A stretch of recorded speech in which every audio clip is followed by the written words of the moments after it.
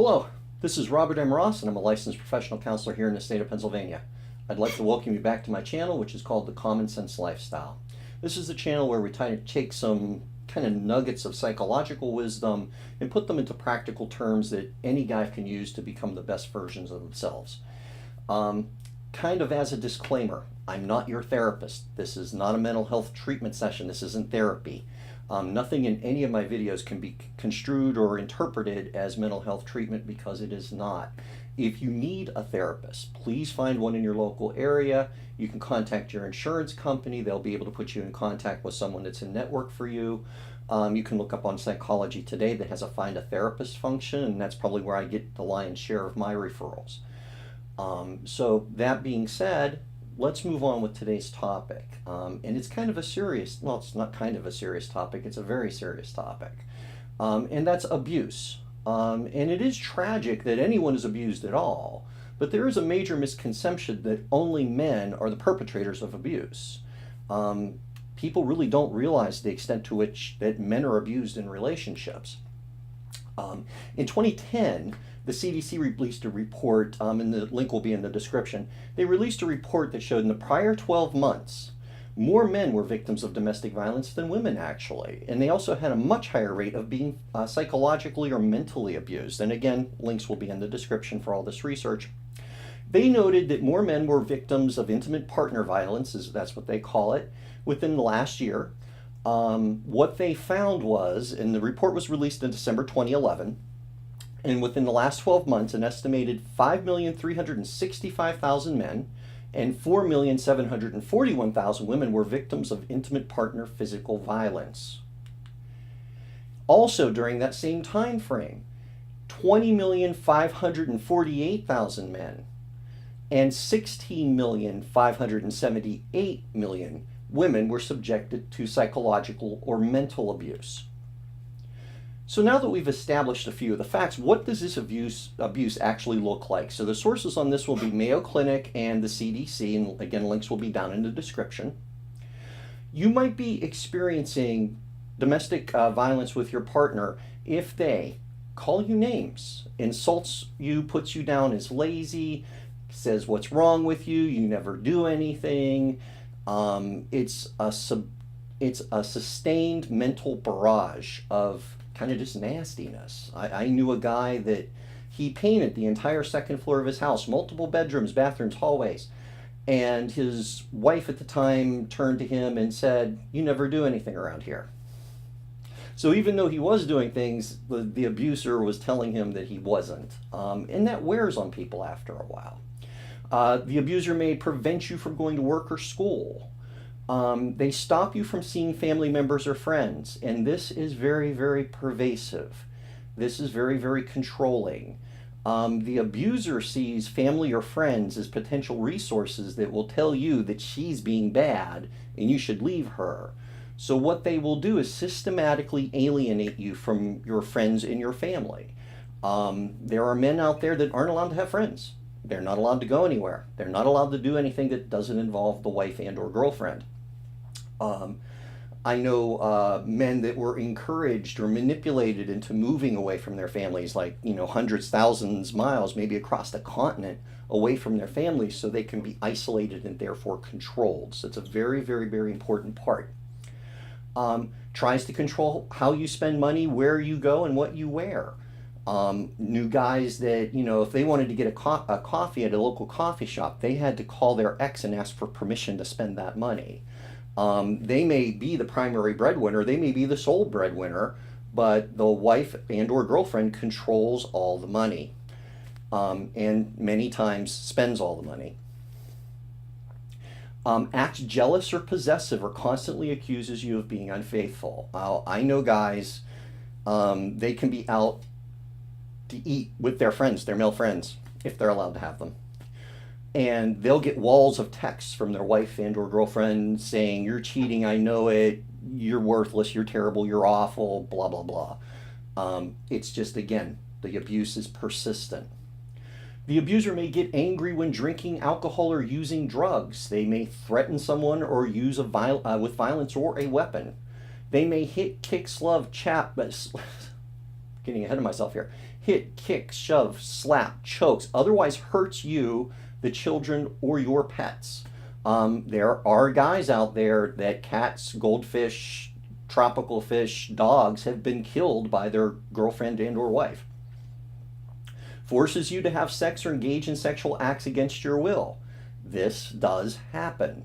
You would ask yourself, why would a big strong man allow a small woman to do that? Well, if the woman's in your head and has you beaten down or threatens you, you may go along and do things you don't want to do. And I've literally dealt with cases of that where guys were beaten up by their girlfriends because they refused to have sex with them.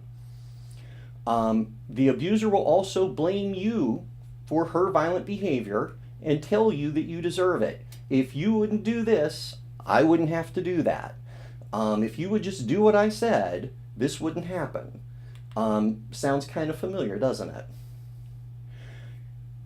Part of this is all about control. And this is where I think the verbal, mental, or psychological abuse comes in even more. And again, this is going to come from another website. Links will be in the description. I never say anything without some research to back me up. And you can look at this stuff up for yourself and review it. Controlling and emotionally abusive behavior elicited by women may include falsely accusing or threatening to accuse a man of assault on them and their children. Please don't think this doesn't happen. A simple search on YouTube will show you dozens and dozens of videos of women hitting themselves in the face and then calling the police and saying, "He hit me." They didn't know they were on hidden camera. There are cases where I know it was a public official, I think somewhere down in Texas, where his girlfriend or wife at the time, I can't remember which, they were driving down the road. He had a dash cam on. She was unaware. She threw herself out of the car and then got back in the car when he stopped, and she looked at him and said, "Why did you throw me out of the car?" She later called the police, had the man arrested for throwing her out of the car when the video clearly showed that he didn't. If he didn't have that video, he'd be in prison to this day. So these false accusations do occur. They occur with alarming frequency. They will threaten to take away the custody of the children, and in the family court system as it is, they're usually successful at that. They threaten to kill themselves or others. They make the man feel like he's crazy. That's called gaslighting, when you kind of convince your abuse victim that they're really the problem. It's not your abuse, it's them. They minimize abuse, blaming the victim for the abuse. Abusers very rarely will ever admit that they're actually abusive. They play mind games. They try to make you feel guilty. They will falsely obtain a restraining order. They'll withhold affection. They typically use sex as a weapon. It is a method of control for them. Stalking would be another one. They'll want your, if you have a Facebook account, they want the password. If you have emails, they want the password. If you have a bank account, they want the password. They want every bit of information on you to control. And surprisingly, a lot of the times, they get your passwords, but you don't get theirs. So we kind of went over what the signs of, or the indicators of abuse, what actually happens in abusive situations. And again, the links will all be down in the description below, so you can make your own call on how you want to respond to this. But now that we know what that is, what are the effects of the abuse on men? How does that affect men in their day-to-day lives? Abused men are more likely to linger at work or after work activities because they don't want to go home. Because they know when they get home, it's going to be yelling, screaming, insults, do this, do that, pretty much being treated as a slave. When they're asked how the relationship are going, they will hide the truth, saying, "It's going great." He doesn't want to appear weak, or especially if the abusive partner is present, he doesn't want to incite another episode of abuse. He doesn't want that, he doesn't want to have to happen when he gets home, if he says the truth. He will engage in excessive reading, watching TV, playing video games. These become his way of escaping reality. And unfortunately, far too many men turn to substance abuse, particularly alcohol. Abused men demonstrate an unwillingness to trust, low self-esteem, emotional numbness, or depression. And in severe cases, suicidal thinking and actions may actually result. Suicidal thoughts may stimulate a sudden interest in reckless behavior. This could be as casual as reckless driving or walking into the road without looking. It could be a fascination with extreme sports like mountain biking, bungee jumping, other thrill-seeking behaviors where if you died in that activity, it would be viewed as accidental and not actually suicide. So in a sense, they become passively suicidal where they're not going to actively do something to kill themselves, but at the same time, they're not going to stop other things from killing them either. Sometimes the stress will manifest in physical problems, insomnia, fatigue, indigestion, headaches. All these things can come about because of the psychological stress of being abused physically manifesting itself. And again, we're going to have some links in the description about that. Another one, how to escape an abusive relationship. And again, there'll be links to this down because I'm going to be doing some quoting here. The link will be down in the description.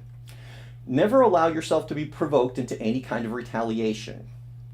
When men, we tell men that if they have to be in an argument, do it in a room with 2 doors so they can leave. Many times a woman will block the door. The man will try to remove her from the way, not hit her, just pick her up and move her so he can leave, and then he gets arrested for assault because touching her is assault. Unfortunately, the way things are in this present year, if a woman is beating the snot out of you, like you have a black eye, you have scratches all over you, red marks, the whole 9 yards, and you push her aside so you can escape the abuse, she will call the police and you will be arrested for assault. She will not be arrested for assault. So please understand that you have to always give yourself an escape route if there's going to be an argument. You always be closer to the door than she is. And you do have to get out of there because she will eventually call the police and have you arrested, even if you didn't do anything, especially if you didn't do anything. Document everything. Go to your doctor, tell him what happened, even if he doesn't ask how you were injured. Take photographs of your injuries. Make sure the police are called, and if they take a report, get a copy of the report for you. The other thing that I would add to that is if you take pictures of your abuse, your injuries and everything, or you have video of her abusing you, make absolutely certain that you get it off the phone, save it to the cloud, save it to somewhere else, give it to a friend, put it on a flash drive, give it to a friend, because she will try to get in your phone and delete any evidence of her abuse. And that certainly does happen. I've dealt with those cases many times. Work with an advocate from a domestic violence program to get a restraining order. Not only will this help protect you from an abusive partner, but it will also allow you to ask for temporary custody of your children so you can protect them from the domestic violence as well. Again, women will oftentimes use children as a weapon in these kinds of cases, so sometimes removing them from the mother is the best way to keep them safe psychologically and physically. Another thing to consider with domestic violence programs, always check when you call to make sure that they also assist men, because there are many domestic violence programs out there that will not help men, they only help women. So make sure that as you're getting into this, you know right away that they're going to assist you as a man in this situation. Get counseling so you can start healing, and get legal advice. Talk with your family and friends who can support you. They will understand, and in all honesty, most of them will. And again, this is from WebMD. This is going to be down in the description. Multiple sources down there for you today. In terms of the aftermath, when you're out of a relationship, you may not be free from the abuse.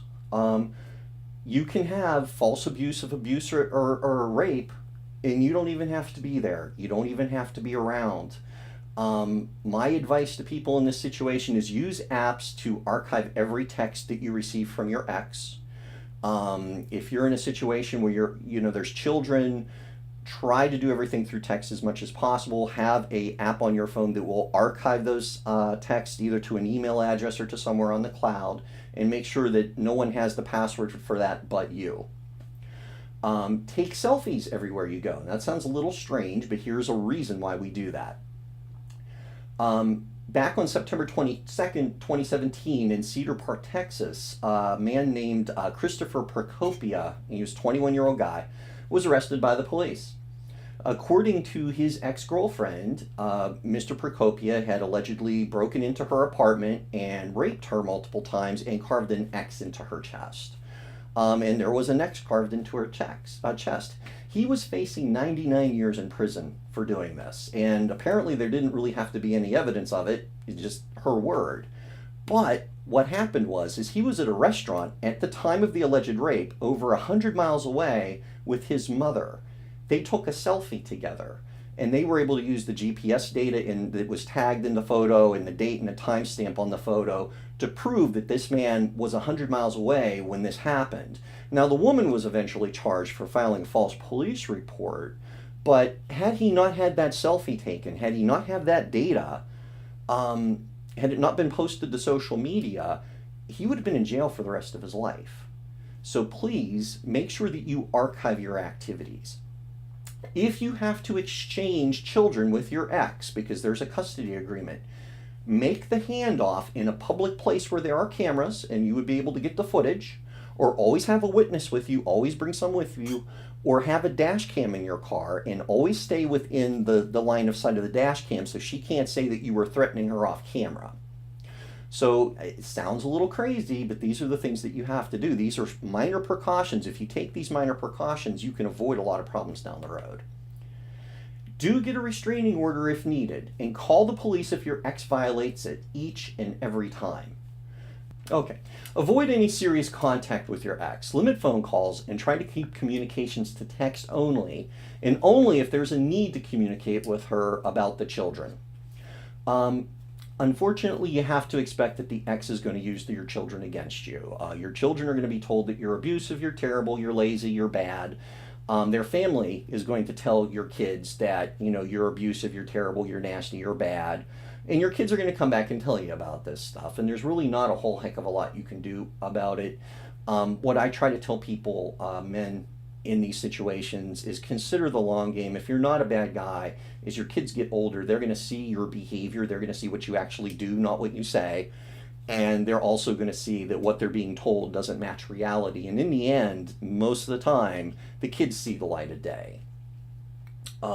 Expect false child abuse accusations. The local children and youth, child protective services, whatever it is in your state, will be used against you.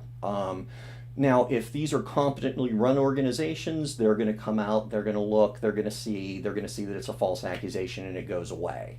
But it is going to be a constant aggravation. I know someone who someone called the local children and youth on it. It was an abusive ex, called the local children and youth about them, said they had a meth lab in their basement. Now, obviously, there was no meth lab in their basement, but that has to be investigated. Get a lawyer. Get a lawyer, get a lawyer. Yes, they're expensive, but having a lawyer and paying for the lawyer is a heck of a lot more than paying for fines for crimes you didn't commit or going to jail for things you didn't do. So, having a lawyer in these situations is peace of mind. And, hire a mean one. I'm not joking. Hire a mean lawyer. You're going to need one. Make sure that your pay is going to your own account. This is vitally important.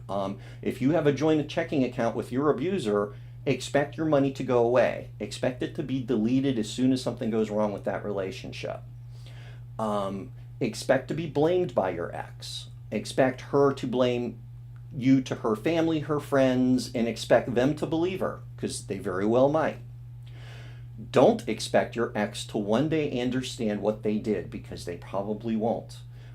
In their view, you're the bad guy, you're the wrong one, they weren't abusive, doesn't matter how much evidence was, they're never going to see the truth of that, they're never going to get it, so don't expect them to. Now, in terms of recovery, getting over the abuse is over, it's now completely stopped. What do you do?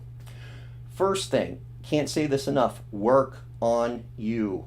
You need to work on you because you've been torn down by the abuse. If the abuse was going on 3 years, 4 years, 10 years, 20 years, it's bad and it's gotten into your head, and you may actually have started to believe your abuser, that you were a terrible, awful, dreadful person, or you may be depressed. So these are some of the things that you can do to get you back. Get back in touch with your family and friends and build on healthy relationships. You definitely need to have people in your life that are good to you. Avoid toxic people, cut those out.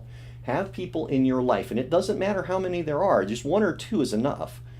But have people around you that uplift you, that encourage you, that give you a nudge when you need it, that tell you you're being a jerk when you are, because sometimes we need that.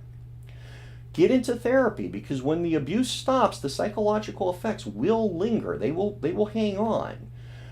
Because once you start thinking and feeling and behaving in a certain way for a period of years, it becomes your pattern. It becomes your default.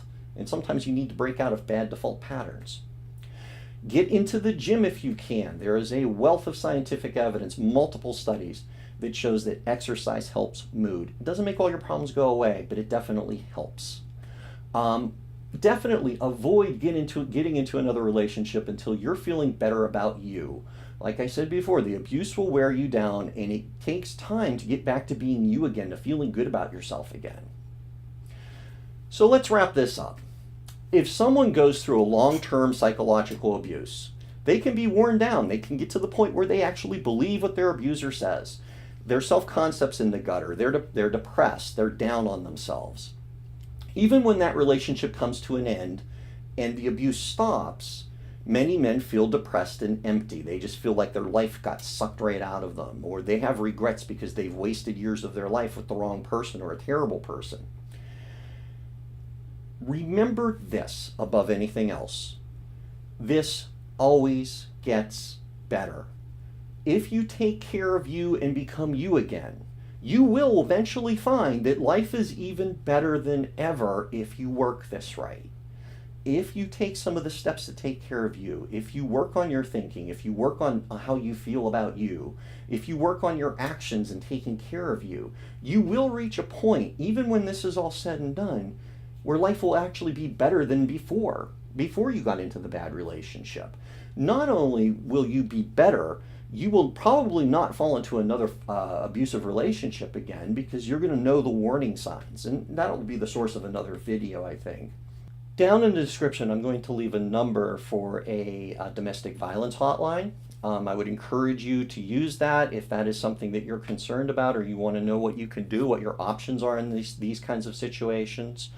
Because they can get very ugly, and sometimes it's helpful to have some direct assistance that can kind of guide you through the process of dealing with these things.